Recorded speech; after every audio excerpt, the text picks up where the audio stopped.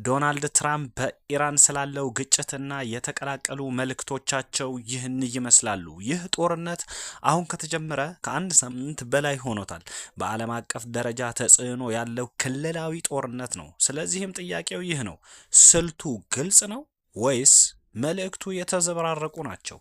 ስለ ሚሳኤል ጥቃት ዶናልድ ትራምፕ በጣም በሚገርም ሁኔታ የተሳሳቱ መረጃዎችን እየሰጡ ነው የምናገኛቸው።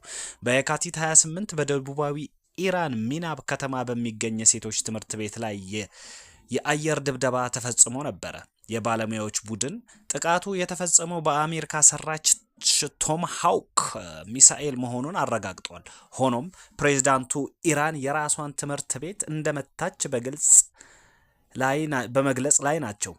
ፕሬዝዳንቱ በንግግራቸው ላይ በእኔ እይታ እና ባየሁት መሰረት ይህ የተደረገው በኢራን ነው።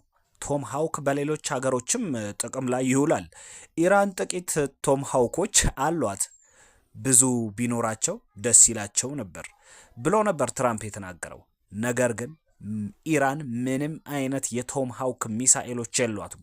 እነዚህ ሚሳኤሎች ለመጀመሪያ ጊዜ የተመረቱት በ1979 ከነበረው የኢራን አብዮት ዓመታት በኋላ በመሆኑ አሜሪካንም ሆነች ሌላ ሀገር እነዚህን መሳሪያዎች ለኢራን አይሸጡም።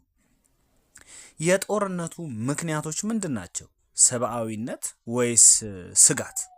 ጦርነቱ ሲጀምር ፕሬዝዳንቱ የኢራን ሕዝብ የነጻነት ጊዜ እንደሆነ፣ ሰብአዊ ቀውስን ለመታደግ እንደሆነ ገልጸው ነበር። ነገር ግን በዚያው ንግግር ላይ ኢራን በአሜሪካ ላይ ደቅነዋለች ያሉትን አስቸኳይ ስጋት ጠቅሰዋል። የመጀመሪያው የኒውክሌር ስጋት ነው።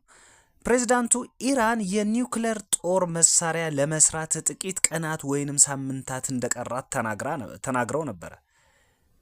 የደህንነት ተቋማት እይታ ይሁን እንጂ የኒውክሌር ተቆጣጣሪው ድርጅት ኢራን የኒውክሌር ቦምብ እየሰራች ስለመሆኗ ምንም አይነት ማስረጃ የለም ብሏል። ይህንን ያለው እንግዲህ የደህንነት ተቋም ነው፣ የዓለም ማለት ነው። እንዲሁም የጦር መኮንኖች ኢራን የአሜሪካንን የመምታት እቅድ ጭራሽ እንዳልነበራት ገልጸዋል። ጦርነቱ ታዲያ እንዲህ እንደዋዛ እንደተጀመረ የጦርነቱ ማብቂያ ጊዜ መቼ ሊሆን ይችላል? ጦርነቱ መቼ እንደሚቆም ግልጽ የሆነ እቅድ የለም። ፕሬዝዳንቱና ረዳቶቻቸው የተለያዩ ጊዜያትን ሲጠቅሱ ተሰምተዋል።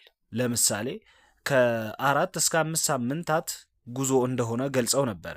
ፕሬዝዳንቱ የእሳት እና የቁጣ እርምጃ እንደሚሆን እያለ ሲናገር ነበር።